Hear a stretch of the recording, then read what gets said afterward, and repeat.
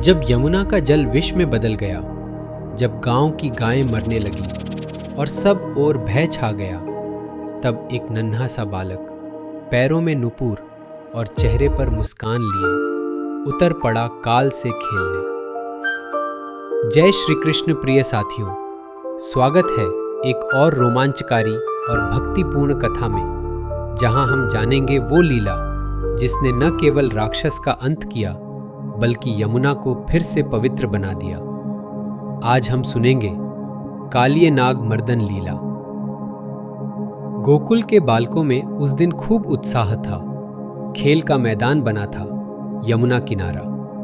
ग्वाल बाल कंदुक कपड़े या रेशों की गोल गेंद से खेल रहे थे और कान्हा जी हमेशा की तरह नटखट और शांत, दोनों एक साथ। लेकिन उस दिन अचानक कृष्ण की गेंद यमुना के जल में जा गिरी।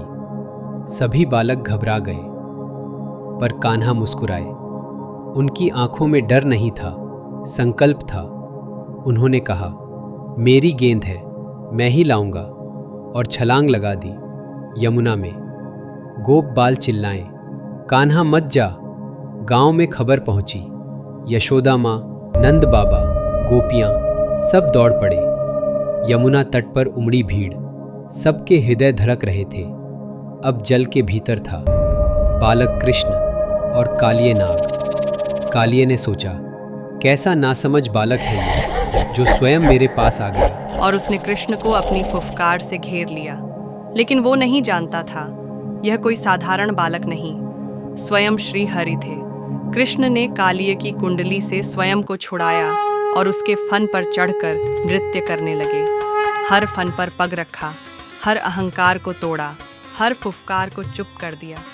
सृष्टि ने पहली बार देखा, परमात्मा काल पर नाच रहा है। कालिय की पत्नियां आईं, हाथ जोड़कर विनती की, प्रभु इसे क्षमा करें, इसका घमंड अब टूट चुका है। कृष्ण ने अपना करुणा भरा चरण कालिय के मस्तक पर रखा और उसे यमुना से निकल जाने का आदेश दिया। जा, अब से यमुना को विषमुक्त कर और कहीं और चला जा। कालिय भाग गया। यमुना फिर से निर्मल हो गई। गोकुल फिर से हर्षोल्लास से भर गया। कालिया, जो कल तक भय था, आज भक्त होकर चला गया और गोकुल वापस खिलखिलाने लगा। गेंद तो एक बहाना था, असल में श्री कृष्ण गोकुल को विष से और संसार को अहंकार से मुक्त करने आए थे।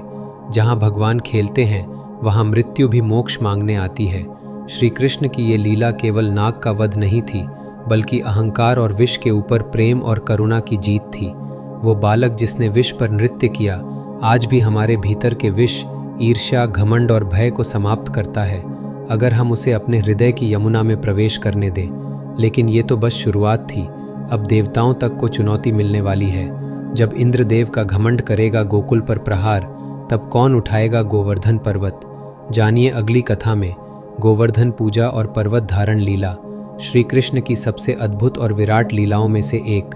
मित्रों, यदि श्री कृष्ण की यह काल विजयी लीला आपके हृदय को छू गई हो, तो कृपया वीडियो को लाइक करें, शेयर करें अपने परिवार व मित्रों के साथ और सब्सक्राइब करें, ताकि अगली कथा गोवर्धन लीला आप मिस न कर दें।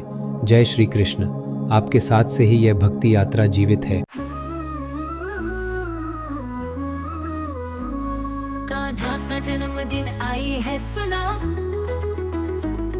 गोकुल की गलियों में मची है धुनो।